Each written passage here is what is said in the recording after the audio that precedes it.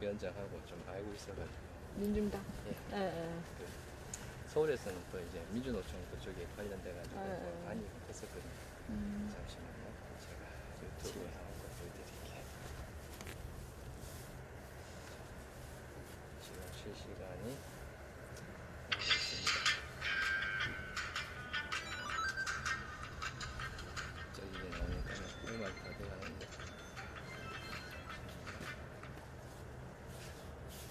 아하, 바로 나오네. 예.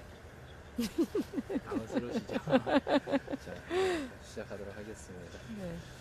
그래서 아마- 조끼를 조금 더 이게 뒤에 좀 당겨 아니요, 그대로 다 보여요. 다 보여요? 보이고 있습니다, 이제. 보여요? 보이고 있습니다. 그거는 크게 신경 안 쓰셔도 내용이 다 중요하지. 나오고 있으니까요. 자, 준비 시작하도록 하겠습니다. 네. 자, 여러분 안녕하십니까? 보보미디 현장 지금은 예, 문PD입니다. 지금 현장 제가 어디 나와 있냐면요, 보시는 것처럼 많이 낯익은 분이 앉아 계시는데 지금 저는 지금 이제 영남대 병원 지금 고공농성 중인 박문진 해직 간호사분을 찾아뵙기 위해서 지금 이제 옥상 현장에 지금 나와 있습니다. 지금 제가 바깥의 모습 보여드려야 되는데 지금 바람이 워낙 많이 불고 또 그리고 또 날씨가 많이 추운 관계로 또 우리 또 이 현장에서 지금 투쟁하고 계시는 박문진 해직 간호사분 건강상 위해서 제가 천막 안에서 여러분을 보여드립니다. 아마 소리가 좀 잡음이 많이 들릴 수도 있을 겁니다. 이제 바람 소리하고 그다음 천막에서 나는 소리니까요. 좀 많이 양해해 주시고, 자, 오늘 이렇게 출연하신 우리 또 박문진 해직 간호사분과 한번 인터뷰 한번 나눠보도록 하겠습니다. 자, 간호사님 인사 한번 하시죠. 네. 반갑습니다. 고공농선 5일째로 202일을 맡고 있는 박문진입니다. 예. 어떠세요? 오늘 라이브 방송 접하시니까? 네. 라이브는 처음입니다. 감각적으로 잘 하겠습니다. 네, 알겠습니다. 잘하고 계시는데,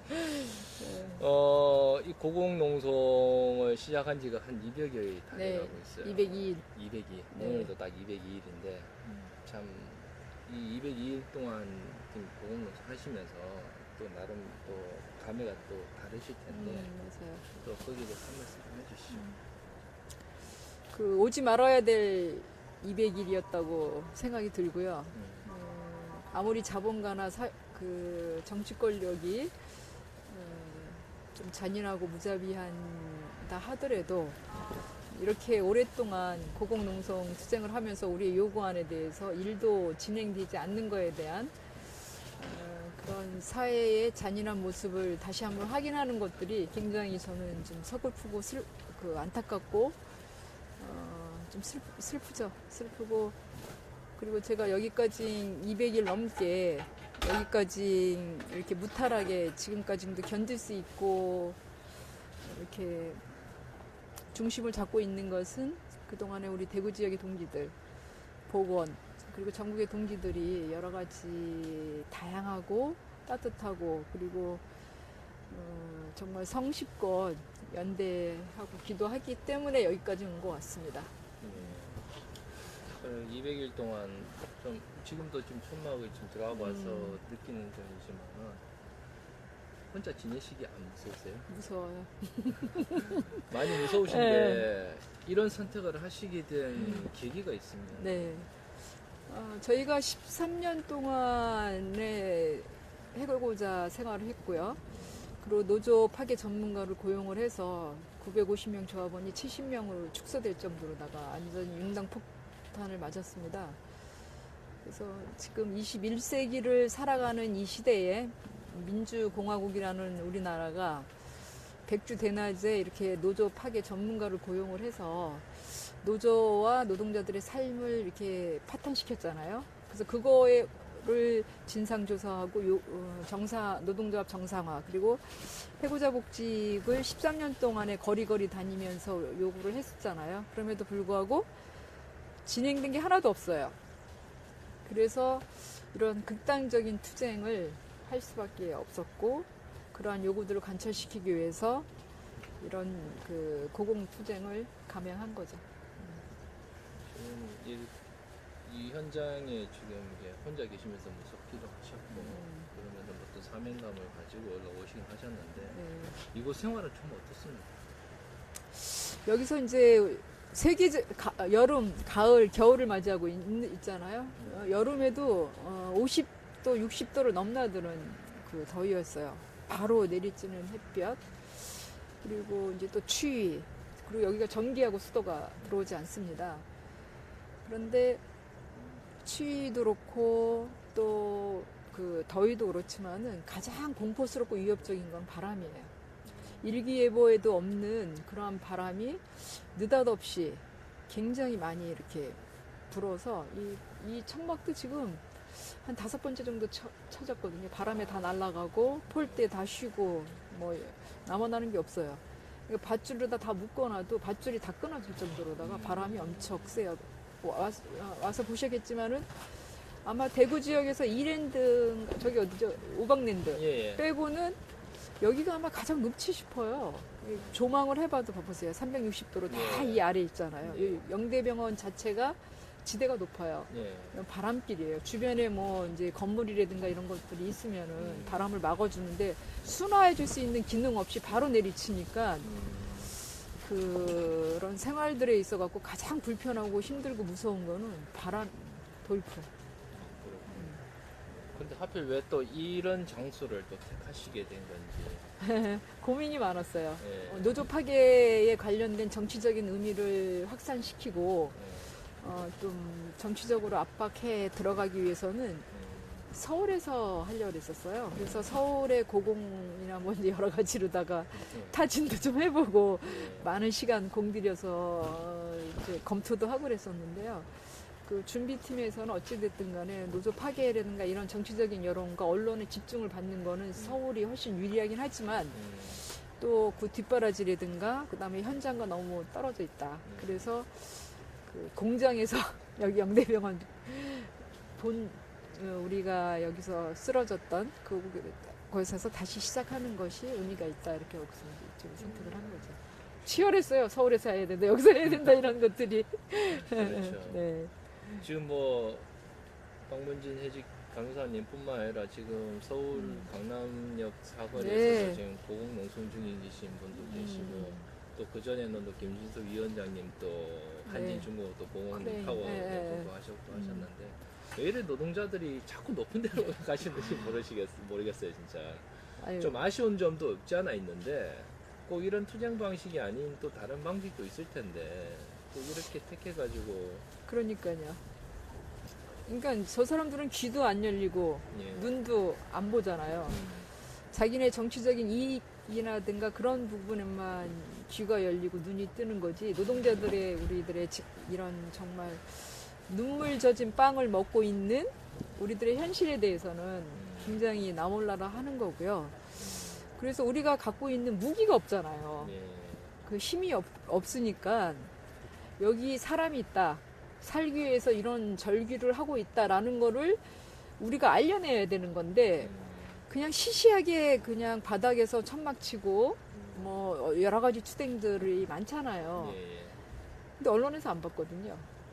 그러니까 이제 뭔가 좀 특이하고 좀 절박한 투쟁들을 해야지만이 조명을 받고 집중이 되기 때문에 오죽했으면 이렇게 올라오겠습니까? 올라오게 시켰습니까? 여기 사람 사는 데가 아니에요. 여기는 그렇죠. 새가 사는 데지 사람 사는 데가 아닙니다. 그렇죠.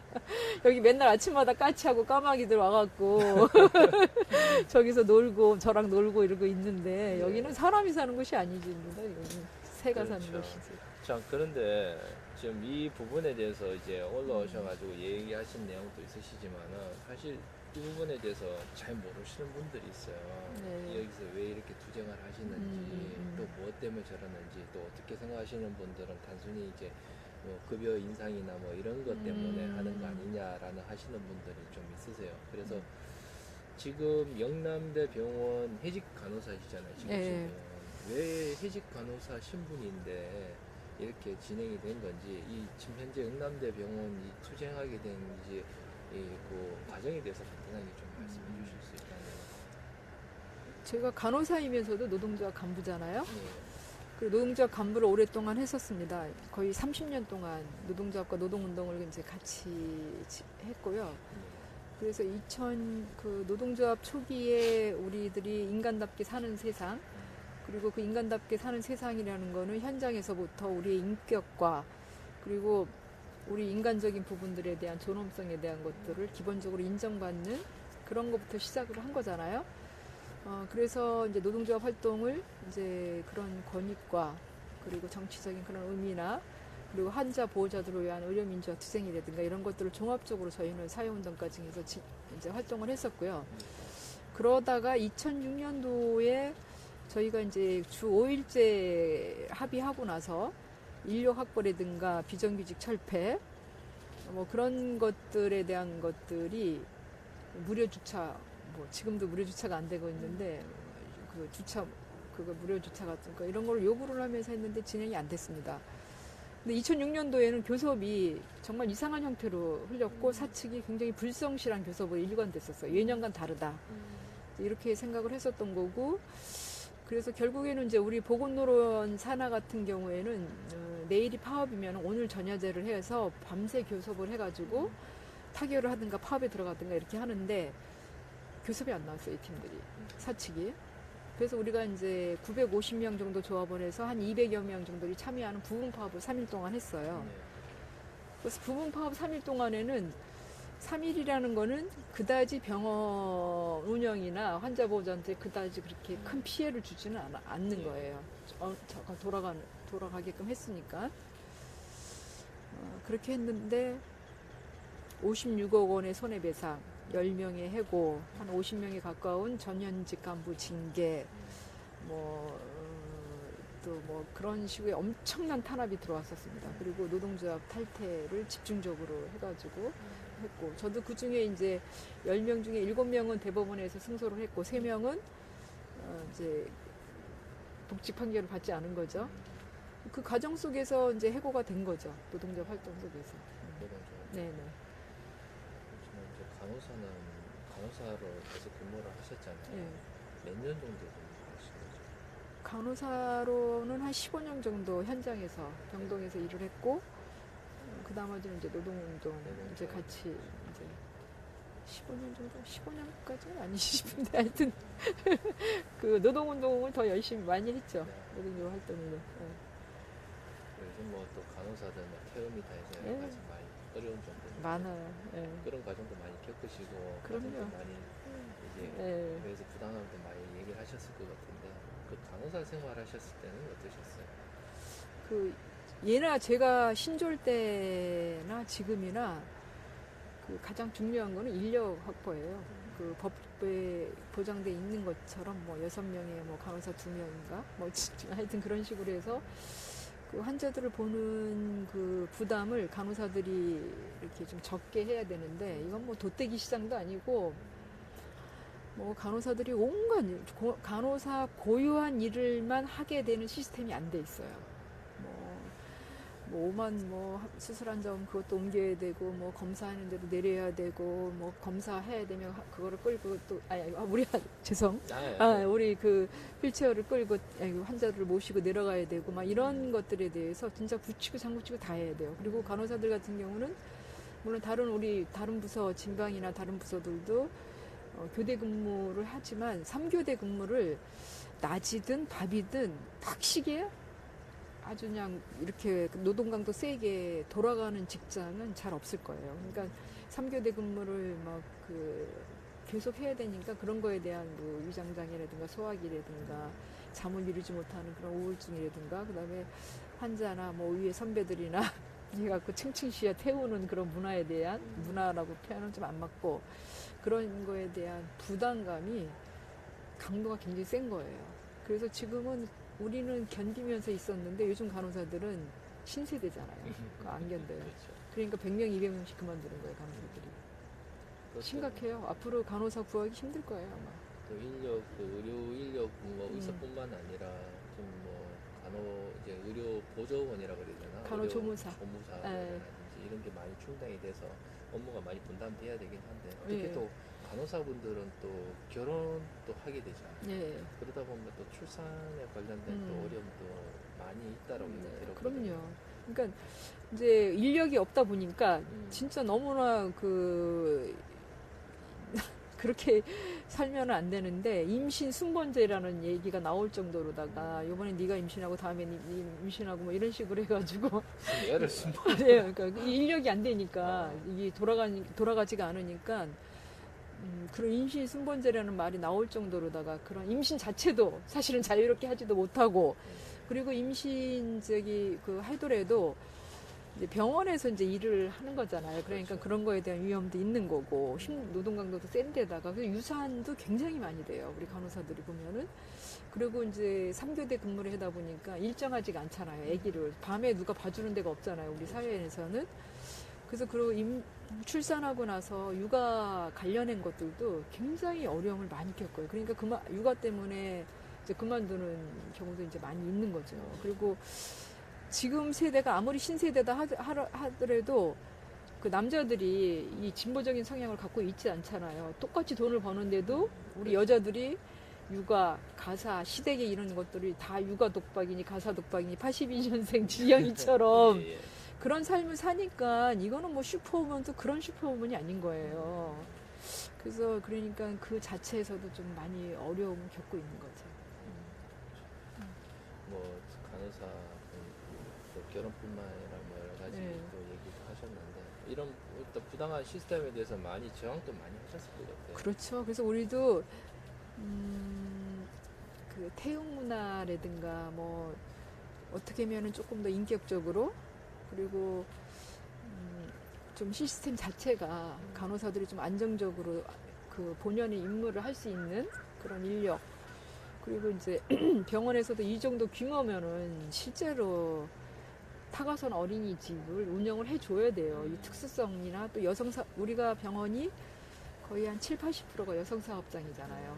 그 위주로 해서 여성들의 그러한 그 안전하게 출근해서 아기도 맡기고 안전하게 좀 일을 할 수 있고 마음 놓게 시스템이 있는데 그런 것들이 이제 잘 안 되니까 그 아무리 저항해서 싸우고 해도 참 그게 어려워요. 왜냐면 공간 확보라든가 그렇죠. 그리고 또 우리도 타가소가 막 거의 60%까지 접근이 됐는데 뭐 규제가 그 맞지가 않고 뭐 1층에다 해야 되고 뭐 어디하고 도로하고 어디하고 떨어져 있어야 되고 그러니까 이게 그 공간을 만드는 것도 굉장히 힘들더라고요.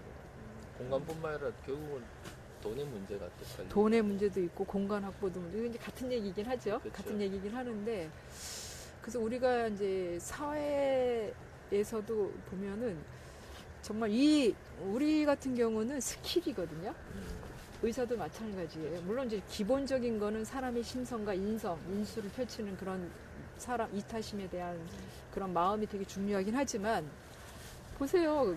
병원에 오셨는데 한 키에 정맥 주사 한 키에 맞으면 기분 좋잖아요. 그렇죠. 근데 뭐 그걸 서너 번씩 찔러봐요. 기분 안 좋죠. 그리고 이게 연차가 굉장히 짬밥 무서운 게 그런 얘기인 거예요. 짬밥 그 경력이 오래된 간호사는 앉아서도 어느 병실에 무슨 일이 있다는 감이 와요. 왜냐면 환자 파악을 다 하고 있기 때문에 저 환자 뭐 주사기 뭐 봐라 뭐 이제 이러면 거의 틀림없어요.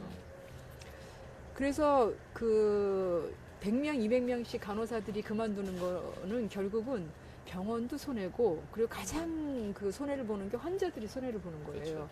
그렇죠. 스킬풀한 그런 간호사들, 그러한 의료진들한테 자기네가 정말로 숙련된 의료 서비스를 제공을 받아야 되는데 그렇죠.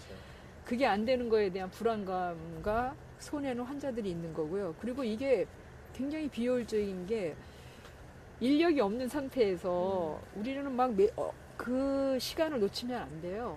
수술 환자 오면 뭐를 해야 되고 그렇죠. 중화는 뭐가 들어가고 막 이게 막 완전 쫙 짜여져 있어서 거기에 정확하게 우리가 복무를 해야 돼요.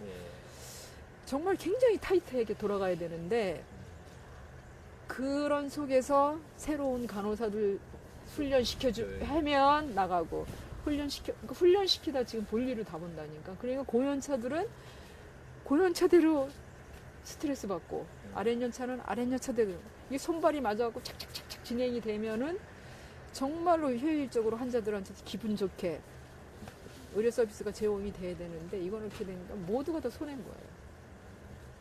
특히 또 안타깝죠. 간호사분들 특히 이제 의료에 종사하시는 분들은 제일 취약한 점이 이런 뭐 의료뿐만 아니라 뭐 이런 노동에도 많이 힘든 점도 있으시겠지만 제일 취약하게 간염에 직접적인 노출이 되시는 그렇죠. 건데 예. 거기에 대해서 이제 뭐 예를 들어 처우라든지 뭐 안정 시스템이 안 갖춰진 걸로 좀 많이 알려져 있는데 맞아요. 그냥 겨우 우리가 여기서 할 수 있는 거는 이제 마스크 쓰고 이제 그 손 자주 닦는 거고 그 조심하는 수밖에 없는 거예요. 그러니까 그 병원의 그 분위기나 뭐 환자들이 이제 어떻게 그렇게 그런 환자니까 그것이 노출될 수밖에 없는 건데요. 그것이 노출이 되지 않도록 뭐 이제 요새 이제 다시 변형되었고 4시간 일을 하고 나면 뭐 30분이라도 쉬게 한다든가 이래야 되는데 그런 노출에 되지 않고 그나마 뭐 그런 것들을 조금이라도 할 수 있는 거는 무엇보다도 인력이에요. 왜냐하면은 우리가 하는 얘기가 있어요. 출근하면은 물도 못 마시고 화장실도 못 가요. 어떤 때는 생리대도 못 간다는 말이 농담이 아니에요. 이게 말이 돼요? 그런 상황 속에서 타이트하게 일을 하기 때문에 막 그 감염 같은 경우도 노출이 이제 더 심하게 받게 되는 거죠. 그리고 당장 인력에 대한 것들을 손을 바꿔주거나 이제 이렇게 여유 있게 해줄 수 있는 데가 없으니까 어떤 땐 저희가 이제 방근무 순회를 가면 자기네가 닌게를 주사를 맞으면서 일을 하고 있어요. 진짜 대장간에 쓸 칼 없다고 아니 이거는 그런 식으로 그렇게 열악하게 하고 있다니까 일을. 저도 저희 애가 지금 3명 있는데 2명 다가 다 심장과 수술을 했었거든요. 그러다 큰 수술하셨네요. 아마 저 같은 경우는 이제 네. 그런 말씀하시는 게 좀 와닿는데 네. 이제 간호사분이나 의료 종사분들이 힘드시고 감기 걸리시면은 네. 우리 애 간호사 걱정이 애가 걱정이니까 감염될까? 그러니까 어떻게 보면 이제 반대로 얘기를 하자면은 간호사나 의료 종사자들이 건강을 해야 네, 맞아요. 내 자식들이 건강할 수 있는데 네. 왜 이런 부분에서 병원이라면 어차피 의료에 대한 이런 서비스라든지 이 의료의 혜택을 제공하는 입장에서 어떻게 보면은 거기에 종무하는 종사자들의 건강이 오히려 자기 어찌 보면 병원에서 네. 수입이라는 개념을 따져보면은 그 수익과도 직결되는 부분인데 네. 그거를 왜 무시하는지 저는 좀 납득이 안 되는데 어떻게 종사하시는 입장에서는 그게 어떻게 받아들인다고 생각하세요? 그러니까 저 사람들은 제가 시종일관 말씀드리는 게 인력이잖아요. 인력 확보. 예. 인력 확보인데 그게 다 돈인 거예요. 그래서 안 하는 거예요. 근데 그래서 반대로 이게 안 지금 그래요. 그건 네가 아픈 거지 내가 아픈 게 아니잖아요. 경영진이 내가 아픈 게 아니에요. 돈이 되니까 그렇죠. 계속 아파라는 얘기. 그거는 이제 환자들 몫인 거고 그 의료에 종사하는 사람들은 그건 개인의 몫인 거고 이 병원에서의 큰 목적은 돈이 목적이기 때문에 걔네는 돈을 생각을 하는 거죠. 인컴. 그래서 참 아이러니예요. 참. 그냥 답답하다니까요. 그러니까 저도 네. 이제 아기를 이제 케어하고 병원 가다 보면 어쩔 때는 간호사한테 화를 낼 때도 있고 네, 맞아요. 의사한테도 화를 낼 때도 네. 있는데 요즘 제가 이렇게 의료 관련해가 서울에 있을 때 제가 의료 민영화 네, 그걸 했었거든요. 네. 내치는 걸 하다 보니까 그 내막을 좀 듣다 보니까 맞아요. 병원이라는 자체가 좀 신뢰가 안 가는 신뢰 거. 안 가요. 여기가 그 자본주의 축소판이에요. 병원이. 그래 우리가 알고 있던 병원이라면은 이 병을 치료해주는 어떤 의료기관이라고 생각하는데 언제부턴가 의료기관이 아니라 내가 돈을 주고 뭔가를 받는 하나의 기브앤테이크 그런 개념으로 네. 받아들이고 있습니다. 맞아요. 그래서 의료 민영화가 오면 큰일 나는 거고요. 그래서 우리 보건의료 노조가 왜 돈보다 생명이라는 그 모토를 딱 걸어놓고 시종일관 그렇게 의료 민주화, 그 다음에 의료 제도 개혁, 그리고 최종 목표는 무상 의료까지 가겠어요. 그래서 저도 그래요. 곰곰이 생각해보면 우리가 이제 임금 인상이라든가 이런 것들을 많이 하잖아요. 예. 근데 일반 시민들도 저는 좀 생각의 전환이 됐으면 좋겠는 게 사람들이 자기가 정년퇴직하거나 늙어가거나 그리고 지금 현재 자기가 돈을 번다고 하더라도 제가 보기에는 가장 스트레스 받는 거가 1순위가 건강일 것 같아요. 왜냐 요새는 통계가 나와 있잖아요. 3명에서 4명 중에 암이라고 발생률이 굉장히 높아가고 있잖아요. 그러면은 우리 보건의료 노조가 무상의료라든가 이런 것들을 줄기차게 요구를 해서 싸우면은 우리 시민들은 붙어주셔야 돼요. 예. 우리 시민들이 자기가 벌어놓은 월급 또는 정년퇴직해서 아팠을 때 들어가는 그 돈이 어마어마하거든요. 근데 지금 문제가 뭐냐면은 암에 걸리면은 암 수술에서 수술비는 10%도 본인 부담이 안 해요. 이게 장애 등급을 받아갖고 그렇게 많이 나오진 않아요. 그렇죠. 그런데 이게 중요한 게 아니에요. 암 수술 끝나고 나서 그 뒤에 후유증과 관리가 몇십 배 들어가는 거예요. 이게 기둥뿌리가 빠지는 거예요. 근데 이런 것까지도 질병을 정말 사회가, 국가가 부담을 해줘야 되는 시스템에 대한 것들을 우리 싸울 때 같이 싸워주셔야 돼요. 그러면 자기가 늙어갖고 내가 늙어서 가장 걱정이 건강이잖아요. 자식 걱정 아니잖아요. 자식이 다 컸기 때문에. 그러면 이런 그 나의 건강을 국가가 줘야 된다. 그리고 그 국가가 책임지게 싸우고 있는 보건의료 노조나 이렇게 싸우고 있는 사람들한테 우리가 힘을 줘야 되고 밖에 나와서 싸워야 된다. 이런 생각들을 진짜 해주셔야 돼요. 그 퇴직금 같은 거라든가 뭐 적금 같은 거 해놓으면 뭐예요? 한 입에 다 털어놓잖아요. 그렇죠. 수술비는 국가가 많이 부담해요. 예. 근데 주변에 보세요. 그 암 환자들 보면은 퇴원하시면은 요양원 병원 가면 한 달에 막 200~300만 원 쓰죠. 뭐에 좋다고 뭐 먹어야 되죠. 자기 또 갑자기 부작용 나갖고 와가면은 또 계속 의료기계라든가 의료 그 약품들이 개발이 되면서 비보험이 안 되는 게 많아져요. 예. 그러면 환장하는 거죠. 거의 대부분 뭐 그렇잖아요. 비급여. 그것 때문에 정말로 굉장히 우리 시민들이 돈을 많이 쓰시게 되는데 이런 시스템을 하는데 같이 하셔야 된다니까. 그러니까 저희도 물론 이제 우리가도 이제 몇 번 주장을 많이 하죠. 우리 제가 90년부터 노동자 위원장을 했었는데 TV에 동전 넣고선 텔레비전 봤어요. 우리 환자 보호자들이. 예, 그 당시는 보호자 침대도 없었어요. 예, 맞아요. 샤워실도 없었고 냉장고도 없었어요. 그거 다 저희가 한 거예요. 그렇구나. 잘 모르신 분들 모르요. 그리고 이제 뭐 파업하고 우리가 이렇게 싸운다 그러면 저것들 뭐 지네 임금 인상만 한다라는데 안 그랬거든요.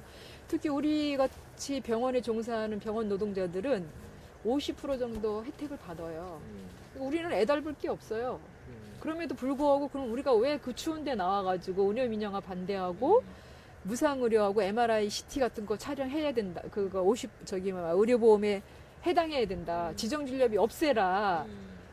이런 얘기를 왜 해야겠어요. 우리도 병원에 종사하다 보니까 아까 선생님도 얘기하셨지만 애기들 아파서 직접 병원에 가보니까 모순이 눈에 띄잖아요.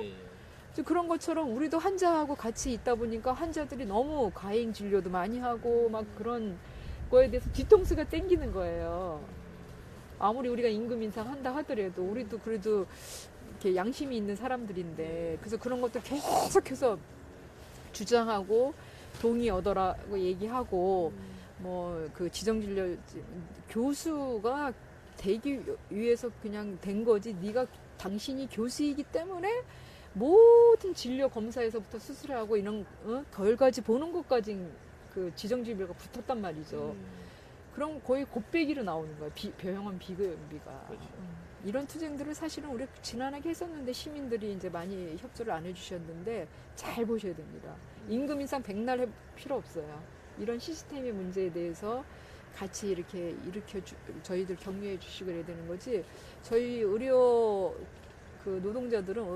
보건의료 노동자들은 정말 꾸준히 해서 우리 의료와 민영화 투쟁 제주도에서 있었잖아요. 네, 이사희 교수님 해가지고. 네, 그거 얼마나 우리가 제주도에 비행기표 많이 우리 돈으로 사가지고 거기 가서 투쟁을 왜 하겠어요? 우리 시민들 진짜 이런 거 좀 알아주셨으면 좋겠어요. 우리는 50% 받는다니까요. 네, 그 그렇죠. 비용을 다. 그럼에도 불구하고 우리는 시민들을 위해 가지고 정말 시민들이 그 병원에 와서 그 돈의 대상, 이익의 대상이 돼서는 안 된다라는 거는 시종일관 저희들의 주장입니다. 그런 투쟁들을 저희가 같이 해오고 있고요. 잠시만요. 지금 뭔가 좀 안 맞는 것 같은데. 잠시만요. 잠깐만, 제가 순간 지금 방송에서 좀 뭔가 좀 떨어지는데 잠시만요.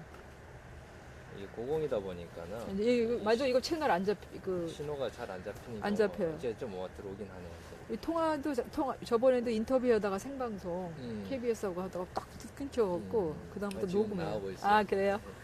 너무 걱정하지 마시고 일단 이렇게 올라오셨잖아요. 올라오셔가지고 지금 아까도 좀 얘기를 하셨는데 네. 어떻게 이 보면은 지금 이 현장에 지금 하고 계시는 것도 보면 의료민영화라든지 이제 시스템의 부조리에 대한 부분에 네. 대한 거에 대해서 좀 정하시는 차원에서 올라왔지만은 제가 이 말씀을 또 안 드릴 수 없는 게 지금 해직 처리가 됐다가 저 노사 또 사측 합의가 이래가지고 특별 채용으로 해가 또 얘기를 하시기로 하고 합의를 보시기로 했는데 그게 왜 갑자기 틀어진 건지.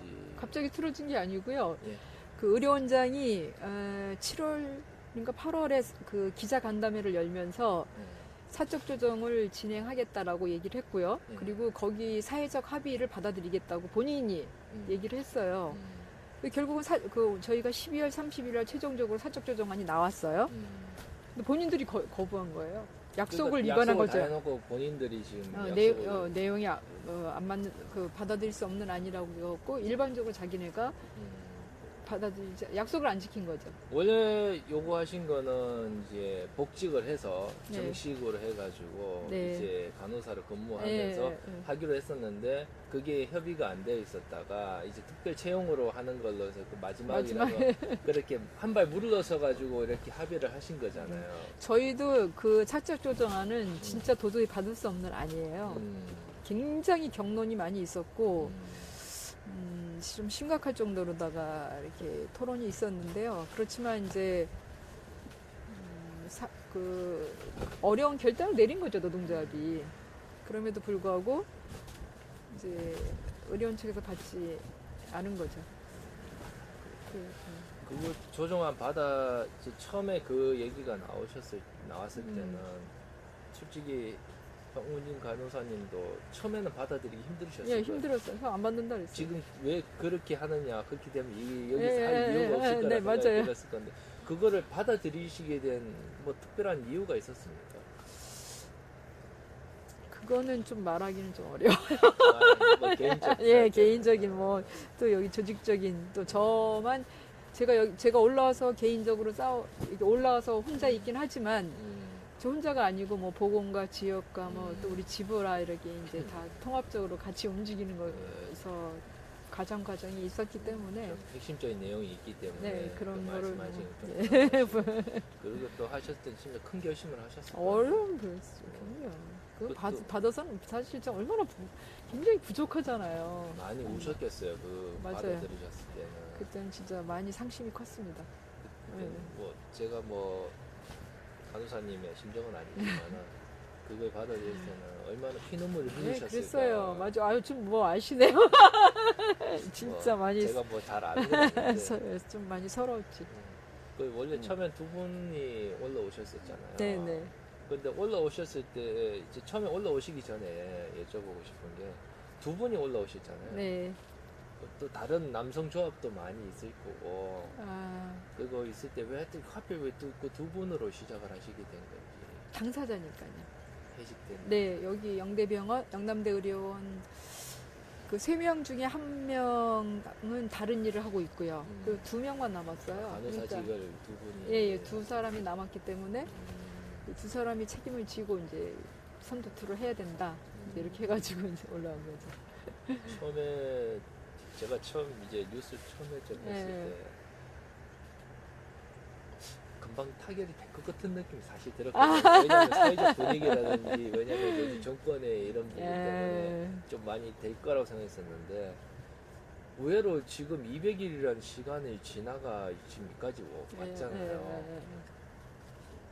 순간 저는 생각드는 게 이 정권이 들어서면 좀 달라지지 않을까라는 생각이 좀 나름 기대가 또 있었을 텐데 간호사님도 나름 그런 부분에 일말에 약간의 기대도 없지 않아 있었을 텐데. 저는 이제 처음 대통령이 취임됐었을 때 뭐 인천공항 찾아가고 비정규직 없앤다고 그랬을 때 정말 믿었어요.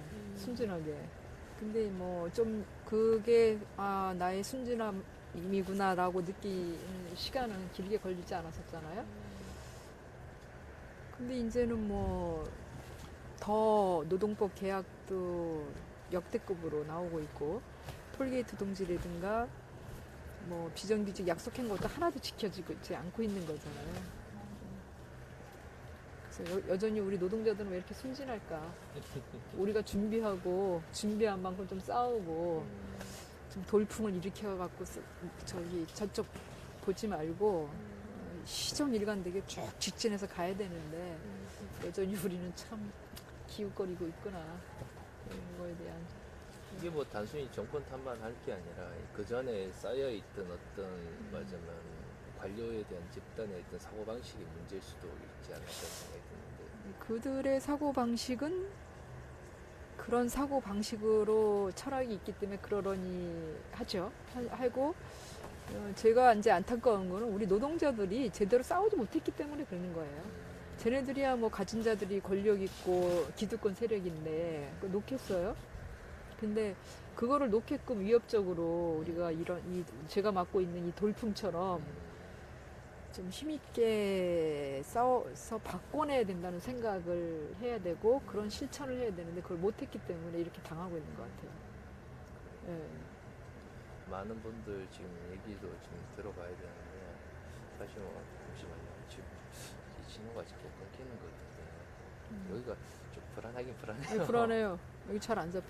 아 누가 이제 저한테 묻는 거예요? 아니 이제 뭐 여쭤보는 게 저기 밑에 지금 황순규 좀 대구시장 위원장이 오늘은 고공의 바람이 좀 덜한가요? 물어보는데 네. 대답해 주세요. 아, 예, 오늘 고공 괜찮아요. 배고프시죠? 황동지. 자, 보시는 분도 좀 계시고 하는데 일단은 지금은 좀 바깥에 또 햇빛이 뜨고 네, 지금, 바람이 아까 지금 우리 인터뷰 중에 바람이 좀 불다가 좀 덜하긴 네. 한데 그래도 이런 날씨 변화에 따라서 또 심경의 변화도 좀 많이 클 것 같아요. 고공에 있으면 또 어떤 분들은 뭐 고공이 있으니까 전망이 좋으니까 뭐 마음이 탁 트인다 이렇게 하실 수도 있겠지만은 그걸 떠나서 이 지상이 아닌 또 여기까지 올라오셔가지고 밑을 바라보셨을 때는 또 그 심정이 또 다른 일반 사람들과 좀 다를 거라 생각이 들어요. 일희일비합니다. 날씨에 의해서 가장 가장 신경 쓰이는 건 역시 바람이고요. 그리고 햇살이 나는 날은 굉장히 기분이 좋고요. 그러니까 여기 있으면은 이제 바로바로 저랑 가장 밀접하게 부딪히는 게 날씨잖아요. 그렇죠. 햇님, 햇볕, 구름, 달, 별, 뭐 이렇게 해갖고 진짜 원시인 생활을 하고 있거든요, 여기서.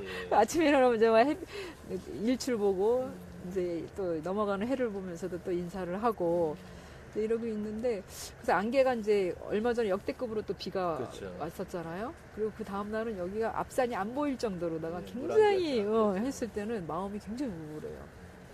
여기는 진짜 사고 나기 딱 좋은 날씨예요. 여기는 야경이, 꽃노래도 뭐 3일 동안 들으면 그렇죠. 지겹잖아요. 근데 이렇게 해서 저도 여기서 가까운 거리를 내려다보지 않고 자꾸만 산을 보게 돼요. 유혹이 있거든요. 이제 한 뭐 6개월 지나고 이러니까 이제 되는 일도 안 되고 뭐 저들이 너무나 막 악행을 저지르고 있으니까 이 심리적인 그 우울감이 좀 이렇게 있어요. 그래서 그거를 평상심으로 유지하기 위한 것들이 굉장히 많이 공을 제가 스스로 하고 있죠. 심적으로는 많이 좀 힘드시기도 네. 하고 거기다 저는 약간 좀 우려스러운 게 이게 고공에 혼자 특히 이런 장소에 계시다 보면은 정말 이런 말씀 드리지면 아마 안 되겠지만은 정말 위차하면 내가 네. 극단적인 선택도 할 수 있다라는 그런 네. 솔직히 걱정 아닌 걱정이 사실 들거든요. 35cm예요, 난간이. 그러니까요. 그러니까 여기 다 35cm인데 진짜 그 뭐 우울증 환자라든가 이런 데는 그 나쁜 마음을 먹고 사고는 3초 안에 나요. 그런 게 있고 물론 뭐 저도 뭐 올라오기 전에도 유서도 이제 다 써놓고 이제 이렇게 해갖고 올라오긴 했지만 저도 아까 잠깐 얘기했었잖아요. 그런 우울증과 분노와 이제 이런 상황에 대한 그러면 너네들이 그렇게 안 하고 그렇게 노동자들을 무시하고 이러면은 내 목숨을 원하는 거냐 너들이 내 피를 원하는 거냐 이런 식의 생각들이 들 정도의 오기가 생길 때도 있어요. 그런 때도. 그럴 때는 어떻게 마음을 다잡으세요? 들어와야 돼요. 이 공간에 이 공간이 여기가 고공이다라는 생각이 안 들게 텐트 안으로 빨리 들어가야 돼요. 그래서 그 안에서 뭔가 이렇게 좀 할 수 있는 마음을 좀 내려놓을 수 있는 제가 이제 명상을 주로 이제 많이 하려고 노력은 하거든요. 근데 이제 그렇게 하면서 하는데 제가 이제 불자예요. 네. 그래서 이제 그런 불교적인 그 경전 또는 뭐 그런 그 명상이나 이런 것들을 하면서 이렇게 굉장히 많이 이렇게 누르려고 노력을 좀 하죠. 그래서 여기 이렇게 고공에 혼자서 오랫동안 까치왔네요. 오랫동안 이렇게 있으면서 견딜 수 있는 거는 종교가 있는 게 참 굉장히 도움이 많이 돼요. 아마 위안이 네, 되시죠. 저는 매일 이제 500배도 매일 하고 이제 그 경전도 자주 이제 읽으려고 노력을 해요. 노력을 명상도 하려고 노력을 하고 있고 그래야 이 마음을 이렇게 좀 주저앉히고 그리고 이제 우리 이제 동지들이도 이제 워낙 잘하고 있긴 하지만 제가 적적하고 이제 외로울 때는 이렇게 나가면 저기 대구고등학교 있거든요. 저기 야구부. 예. 저 친구들이 내 친구예요. 아침에 쟤네들도 일찍 오고 주말에도 이제 오늘도 연습하던데 야간에도 해요.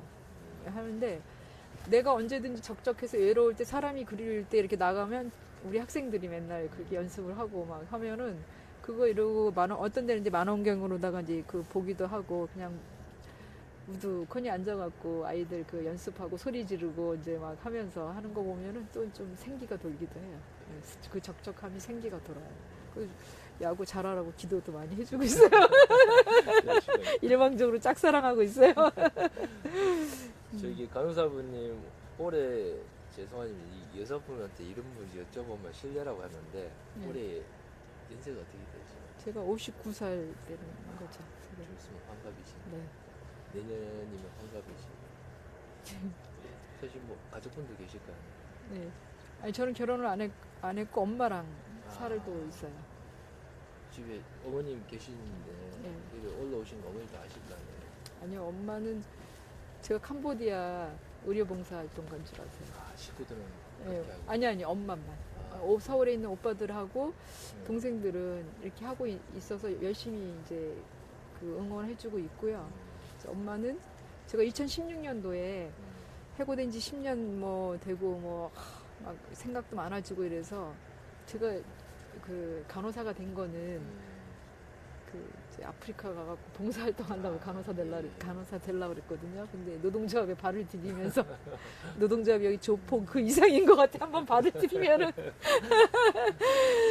빼기가 되게 힘든 인연을 정리하기가 굉장히 힘든 곳이에요. 애정도 그렇고 또 우리 사회 변혁에 대한 그런 그 꿈도 있고 그래갖고 그래서 제가 2016년도에는 그 캄보디아 가가지고 그 카톨릭 쪽에서 같이 그 봉사활동을 했었어요. 그래서 엄마한테는 가서 1년 있다 올 거라고 그렇게 말씀을 드려요. 그런 줄 알고 계세요 아직까지. 그래도 뭐 어머니 또 혹시라도 이런 또 사실을 아시면 또 충격 받으실 충격 받으실 거. 그렇게 간다고 했는데 솔직히 어머니한테 좀 죄송스럽시 많이 죄송해요. 그래서 전화를 자주 해야 되는데 자꾸 거짓말하는 것 같아서 이게 이제 몇 번 이제 했어요. 이제 연말 새해 돼서도 하고. 근데 엄마 그러잖아. 아 거기 아직도 덥냐? 그러면 아니 여기도 조금 좀 시원해. 자꾸 거짓말하는 것 같아서 전화를 자주 못 하겠더라고요. 뭐 선의의 거짓말이 될 수밖에. 예, 선의의 거짓말인데 그래서 왜 전화 소리가 너무 가까이서 잘 들린다. 그래서 엄마 아프리카에서도 요새 이렇게 들려? 이러면서. 아유, 빨리 정리되기를 원하시죠? 솔직히 뭐. 그렇죠. 이제 저도 하고 싶은 일들도 많고 이제 해서 이제 정리가 되면 그동안에 미뤄왔었던 거 하고 싶은 일들 이제 하러 가야 되는데 뭐 좀 생각보다 더 오래 걸릴 것 같다는 생각이 좀 들어요. 뭐 오늘은 제가 뭐 특히 내부적인 어떤 자세한 얘기를 사실 듣고자 온 게 아니라 네. 왜냐면 그런 거는 워낙 언론에다 기사나 많이 나오고 이러다 보니까 네. 그거보다 저는 솔직히 네. 오늘 찾아뵙는 것도 음. 잘 모르는 것도 있고 현실적으로 어떻게 계시는지도 네. 궁금하고 그리고 좀 솔직하게 심정도 좀 듣고 싶고 또 솔직히 인간적인 어떤 이런 네. 교감이 좀 필요. 듣고 싶어서 네. 사실 오늘 들어오기 왔거든요. 그 굉장히 많은 그 인터뷰를 했었는데 이제 경향신문 기자가 뭐 얘기를 잘 풀어서 그분한테는 제가 이제 약간 그런 유혹 아까 이야기했었던 거 유혹을 좀 받는다라고 했고 이번에 지금 PD님한테 두 번째로 말씀을 왜냐면 제가 이런 얘기를 하면 땅에 계시는 분들은 억장이 무너지는 거 아닙니까? 그렇지 않아도 혼자 저렇게 6개월 가깝게 있는 거에 대해서 굉장히 부담 가지고 그 사고 날까봐 이제 굉장히 그래서 이제 우리 동지들한테는 그래요. 괜찮아. 나는 이제 내려가서 연애도 해야 되고 세계 여행도 가야 되고 아프리카 봉사도 가야 되고 할 일이 많아서 죽을 생각은 없어. 이제 이렇게 얘기는 이제 하죠. 그래서 아무래도 워낙 이제 많이 알려지다 보면 딱딱한 얘기만 듣다 보면은 이제 실질적인 이런 현장에 대한 진실성을 잘 모르시는 분들 많아서 제가 오늘 온 것도 사실 그런 차원에서 올라온 거고 좀 뭐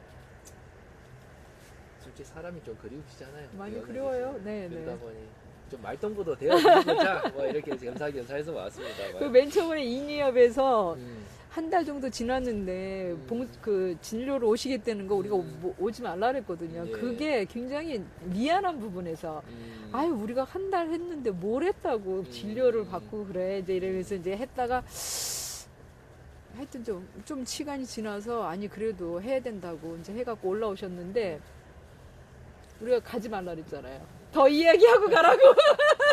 그러니까 저도 혼자 있어다 보면은 혼자 있으면 혼자 말을 하게 돼요. 뭐 저도 그래요. 예, 그러다 보면은 내가 순간 내가 뭐 하고 있지 이 생각이 들기도 한 경우도 저도 맞아요. 경험을 예. 한 적이 있었거든요. 예, 맞아요. 그러다 특히 더 그러신 것 같긴 하고 예. 또 오늘 또 이렇게 올라왔을 때는 막 그런 식으로 저도 뭐 노동 현장 많이 다니고 또 투쟁하시는 분들 많이 계시고 하는데 그런 분들 보면은 인간적인 면에서는 막 동의를 하는데 네, 맞아요. 좀 이제 실질적으로 가서 투쟁하는 현재 방식이나 이런 거 보면은 과거와 좀 했으면 좋겠는데는 아쉬움이 사실은 있거든요. 저도 박한 선생님 올라오셔가지고 하셨을 때 어느 정도만 하고 좀 방식을 달리 했으면 안 될까 이런 생각도 사실 못내 있어요. 왜냐면 이게 노동자분들이 극한의 어떤 쌍차거치 이런 맞아요. 극한의 맞아요. 노동 현장 저는 많이 봐가 노동자들이 언제까지 저렇게 해야 되느냐라는 좀 안타까움과 또 분노와 또 아쉬움과 여러 반감이 많이 교차해요. 좀 아까도 정권 얘기했었지만은 뭐 정권에 대해서 뭐 비판한다 그러면 또 다르게 또 비판하시는 분들 네. 야 정권이 바뀌었는데 너희들은 좋아진 세상에서 좀 더 참지 못하느냐는 이런 비판도 있을 수도 있긴 한데 그거보다는 세월이 변하면 좀 다른 방식으로 좀 했으면 하는 아쉬움도 사실 없지 않아 있어요. 왜냐면 게 없어요, 사람이 그런데. 다치니까. 근데 할 게 없어요, 우리가. 그러니까 할 게 없어서 어쩔 수 없는 건 아는데 예. 이러다 보면은 노동자분들이 계속 다쳐나가고 사고 나고. 생기고 맞아. 너무 그 부분이 아쉬운 거예요. 아쉽고 안타까운 거예요. 열심히 일한 죄밖에 없는데 세상이 그렇잖아요. 그렇죠. 열심히 일한 사람한테 나 잘했다 말을 못하니까 벼랑을 먹는 거거든요. 좀 그런 부분이 좀 그래서 좀 더 전달해드리고자 제가 사실 오늘 온 거였는데 좀 어떠세요? 이렇게 갑자기 라이브 방송 이렇게 카메라 들이대고 얘기를 해보니까. 근데 이게 라이브인데 라이브인 거를 제가 체감이 잘 안 되는 것 같아요. 예. 그냥 편하게 이렇게 말씀을 해주셔가지고 그렇게 뭐 크게 이게 막 그렇게 라이브도 나중에 에 방송 대한 나오시면 더 잘해드릴게요. 네. 다시 좋은 일로 네. 잘 해결되셔가지고 네. 내려오셔가지고 방송국 인터뷰 하실 때는 어디서 더 잘하실 거예요. 아까 몇 108배인가? 500배. 500배 하시잖아요. 예. 저 시청하시는 분 중에는 매일 108배 하시는 분도 계십니다. 네네. 이제 그분 시청하고 계시는데 예. 그 두 분 계셨다가 내려가셨을 때 밑에도 지금 현재 단식을 지금 하고 계시잖아요. 뭐 그 단식 소식 들으셨을 때는 막 그 느끼셨을 때 미안한 감이 더 크실 네. 거라고 생각이 드는데. 그러니까 이제 화가 나는 게 아까도 계속해서 염려하는 게 왜 우리 노동자들은 이렇게 극한 투쟁을 해야만 하는가라는 거였잖아요. 근데 이렇게 극한 투쟁을 하고 있음에도 불구하고 해결이 안 되는 거에 대한 그 분노가 있는 거잖아요. 그래서 이렇게 극한 투쟁을 하고 있고 나는 잘 견디고 있을 테니까 단식하지 말아라. 이제 이렇게 저는 반대를 했었거든요. 근데 또 땅에서는 또 그 집중적으로 투쟁을 배치해서 설날 전에는 이제 타결이 돼서 땅으로 내려오고 싶은 그런 이제 그 사람의 마음과 조직의 마음이 이제 다 이렇게 총화돼 갖고 단식을 사실은 결정을 한 거잖아요. 그래서 사람들이 제가 여기 고공에 와 있을 때 문자로 나 미안하다, 마음 아프다, 뭐 염려의 그런 그 응원의 메시지를 많이 보내주시거든요. 그래서 뭐 미안해 할 이유가 없는데 자꾸 미안하다라고 얘기를 하지. 그래서 난 투쟁 잘하고 있으면 되고 투쟁을 못해서가 미안한 거지. 뭐 투쟁을 잘하고 있는데 굳이 그렇게 얘기 안 해도 된다고 하는데도 불구하고 많은 동지들이 그래요. 그리고 저하고 굉장히 친하게 지냈는데도 제가 페북을 하는데 여기에 댓글을 달아야 될지, 비가 오는데 전화를 해야 되는데 전화를 해야 될지 말아야 될지 되게 막 계속 전화기를 들었다 놨다 한다는 얘기를 듣고 그 마음이 어떤 마음인지 저도 알죠. 김지수 선배가 거기 올라갔을 때 참 맛있는 거 먹어도 목욕탕을 가도 참 찝찝하고 뒤통수 땡기고 이런 미안한 마음은 알긴 아는데 친한 그 친구들이나 뭐 선배들도 그런 얘기를 하면서 아 그렇구나 이랬는데 마침 다 우리 나순자 위원장님하고 우리 지역의 동지들 쭉 다 단식에 들어가니까 제가 그 마음이 드는 거예요. 미안하고 괜히 막 안절부절하게 되고 밥을 먹으면서도 아씨 나만 밥 먹어서 되나 이제 이런 거 나도 단식을 해야 되는가 막 이런 생각을 이제 막 하게 될 정도로 내가 좀 되게 많이 안타깝죠. 그것도 저도 처음에 이제 왔을 때 되게 단식하신다 그래가지고 또 계시는 분또 방송사님 또 같이 단식하시는 거 아니가 또 여쭤봤어요. 네. 그래서 걱정을 좀 많이 했거든요. 네. 근데 뭐 다행히 네. 저는 단식을 안 안 하신다 해요. 그러니까는 한데 뭐 여기 지금 제 앞에 뭐 수원도 이거 대학 있고 좀 한데 식사는 어떻게 해결하세요? 식사는 이제 올라와요. 아침 점심 올라오고 저녁은 안 먹어요. 그래서 그렇게 올라오고 있고 간부들이 고생이 많죠. 이제 밥 챙겨서 해주고 그리고 이제 주로 이제 병원 가끔씩 도시락들을 간부들이 싸우는데 이제 병원에 있는 나오는 음식을 이제 올리거든요. 우리 병원 밥이 맛있어요. 그 미원이나 이제 조미료 같은 거 쓰지 않고 굉장히 우리 그 영양과 선생님들이 정성을 들여가지고 국물 내갖고 하거든요. 노력하신 덕이죠. 하는데 제가 채식을 해요. 네. 그래갖고 또 병원은 고기가 많이 나와. 그렇죠. 그래서 밥을 이렇게 반찬을 이렇게 신경을 많이 써갖고 좀 고생이 많죠. 근데 뭐 식사뿐만 아니라 사실 또 여성분이시니까 또 인간만 부분에 또 그런 부분이 예, 좀 예. 많잖아요. 그건 뭐 씻지도 못하고 뭐 그러니까. 이러니까 남자에 비해서 확실히 또 예. 우리는 이제 좀 그렇잖아요. 그래갖고 그냥 감옥에 왔다 그냥 하긴 요새 감옥에도 일주일에 한 번씩 샤워도 하게끔 해주는데 여기는 이제 감옥보다 어쩌면 이제 더 심하게 이제 생활을 하고 있는 거죠. 또 투쟁을 하는 과정이기 때문에 그 정도는 뭐 감수를 해야지 이렇게 해갖고 굉장히 많이 불편하긴 하지만 막 짜증을 내고 이러진 않아요. 이렇게 투쟁을 할 수 있는 것 자체도 뭐 이렇게 투쟁을 안전하게 할 수 있게끔 또 우리 지역이나 보건에서 진짜 많은 동지들이 이렇게 하는 거에 대해서는 전생에 여기 올라오기 전에는 너무 막 풀리는 일도 없고 맨날 해고 대응하고 이런 일들이 반복되고 막 이러니까 우리 전생에 업을 참 나라를 많이 팔아먹었나 보다 이랬는데요.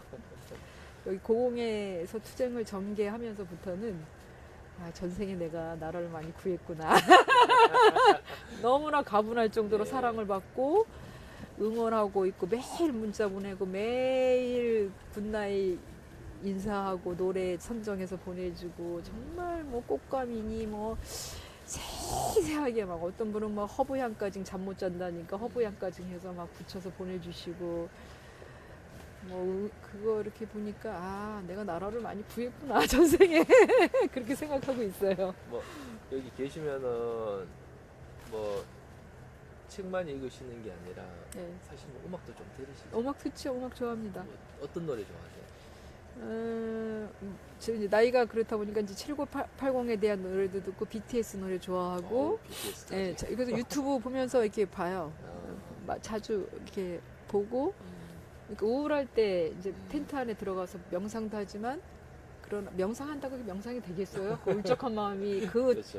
땅바닥에 떨어졌던 마음을 끌어올리기가 쉽지 않아요. 진짜 이건 곧 내공이 해지지 않으면 힘들어요. 그러면은 좀 유튜브 보면서 그런 이제 제가 좋아하는 노래 이렇게 좀 듣고 피아노 곡 좋아하거든요. 그래서 이제 특히 좋아하시는 곡 있으세요? 장르를 가리지 않고 그냥 피아노 뭐 그분의 생각이 갑자기 안 나지?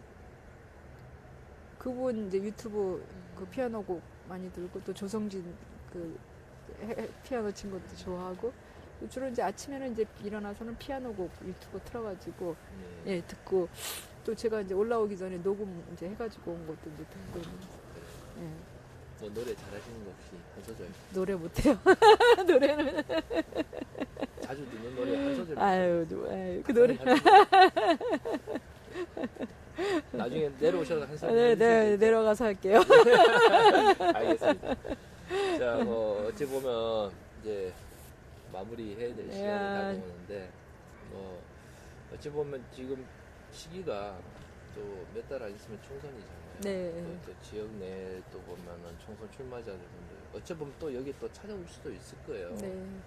그분들에게 뭐 바람이라 아니면 뭐 하시고 싶은 말 있으시다면은 거의 다 우리 편들이 오시는 거잖아요. 총선 출마자들이 약진하셨으면 좋겠어요. 좀 뭐 선거를 통해 갖고 뭐 세상이 뭐 많이 바뀌고 이런 건 아니지만 그러나 노동자나 뭐 민중들 사회 약자들을 위해서 그렇게 출마하시는 분들에게는 좀 축복이 있었으면 참 좋겠고요. 그런 초심의 마음으로 활동도 그렇게 좀 했으면 좋겠어요. 자 이제 뭐 끝으로 이제 뭐 하시고 싶은 말씀 또 시청자분들과 또 밑에서 이제 또 이걸 잘 모르시는 분들 또 계시니까 그분들에게 딱히 하시고 싶은 말씀 있으시다면 네. 길을 나섰기 때문에 길의 끝은 있습니다. 이렇게 참 어려운 투쟁 그리고 또 극단적인 곡기를 끊으면서 단식 투쟁을 할 수밖에 없는 이런 우리의 슬픈 정치적인 상황이 이런 투쟁 과정을 통해서 좀 많은 변화가 됐으면 좋겠고요. 그리고 정말 대전제는 정말 사람이 사람을 차별하는 그리고 사람이 만들어 오는 그런 불평등한 그런 세상이 좀 아니었으면 참 좋겠다. 그래서 우리 지금 어렵게 단식하고 있는 동지들이나 또 전국에서 지금 힘들게 투쟁하는 동지들이나 또 저나 참 고통스럽지만 참아가면서 희망을 거는 거는 그런 세상을 위해서 우리가 조금이라도 길을 닦을 수 있는 거라는 그런 자부심과 또 그런 그 진리가 있기 때문에 다 감수하면서 지금 저렇게 견디시는 거거든요. 그런 세상이 빨리 왔으면 좋겠습니다. 너무 내려오셔야 돼요. 예, 저도 빨리 내려가고. 저도 높은 데서 이러고 싶지 않아요. 높은 데서 촬영은 전망은 좋을지 모르지만 마음이 그렇죠. 안 좋아요. 이 전망 한번 촬영 좀 해보세요. 예. 시청자들 좀 보시게요. 네, 알겠습니다. 얼마나 여기에 명당인지. 지금 이렇게 웃으시지만 네. 좀 빠르게 해결이 돼서 네. 땅에서 이제 꽃피는 봄을 맞이하셨으면 맞아요. 좋겠어요. 벚꽃 피시기 전에는 제가 봄을 가장 좋아하거든요. 몸소리 나도록 봄을 좋아하는데 그 봄을 즐겼으면 좋겠어요. 땅에서. 계시는 분들과 또 저기 시민들과 네. 그리고 여기 또 의료 환자들, 병원에 있는 또 동료분들과 네. 같이 웃으면서 그래요. 그랬으면 좋겠네요. 네, 모두가 웃을 수 있는 그런 세상이었습니다. 아까도 뭐 까치도 오고 네. 손님 많이 와요. 그 리얼로 이렇게 뭐 보여드렸는데 네. 여러분은 뭐 어떻게 보셨을지는 잘 모르겠습니다만은 아무튼 이렇게 하시는 분도 계시지만은 지치지 않고 이렇게 하십니다. 그만큼 우리 시청자분들도 많은 관심 가져주시고 특히 또 이런 해결을 위해서 여러분들이 많이 의견을 내주셔야지 이런 분들도 이렇게 올라오신 분도 안 지치시고 네. 또 열심히 하시고 또 그러면 또 성과도 낼 수 네. 있고 우리 혼자서 하실 수는 없잖아요. 다 그럼요. 같이 해야 되는데. 예. 공동체예요, 공동체. 예. 예. 여러 시청자분들은 영남대 병원에다가 전화를 하셔가지고 제발 이런 일이 빨리 해결될 수 있도록 해결 촉구에 대한 또 의견을 많이 내주시기 부탁드리겠습니다. 자, 오늘 인터뷰 하시는데 네. 많이 고생하셨고요. 재밌었습니다. 재밌으셨어요? 예. 나도 또 시간이 되면 네, 고맙습니다. 성불하십시오. 성불하시오. 자, 여러분 아까 저 바깥에 보여드리라 그래서요. 잠시만 네. 보여드릴게요. 저쪽에 불교대학 보이는 예. 저쪽에. 예. 자, 일단은 영남대 병원 쪽 보여드릴게요. 전망이 이렇습니다. 보시는 것처럼 이런 전망 있는 옥상에서 이렇게 수정하고 계십니다. 자, 여기 쭉 보면 영남대 병원 옥상입니다. 자, 저 또 마무리를 해야 되기 때문에 마무리 인사 좀 하도록 하겠습니다. 자, 여러분, 저 밖에 가서 할까요? 아니요, 여기서 하셔도 돼요. 예. 자, 어떻게 보셨습니까? 이제 앞으로 제가 말씀드린 대로요, 영남대 병원 해결을 위해서는 박문진 간호사님 뿐만 아니라요, 여러 시청자분들의 의견도 많이 전달해 주시는 게 큰 힘이 될 거라 생각합니다. 지금까지 현장에 지금 시청해주신 여러분 대단히 고맙습니다. 다음에도 또 좋은 소식으로 여러분들을 찾아뵙도록 하겠습니다. 여러분 안녕히 계세요. 자, 힘내시고요. 네. 고생하셨습니다. 네, 고생했습니다. 아,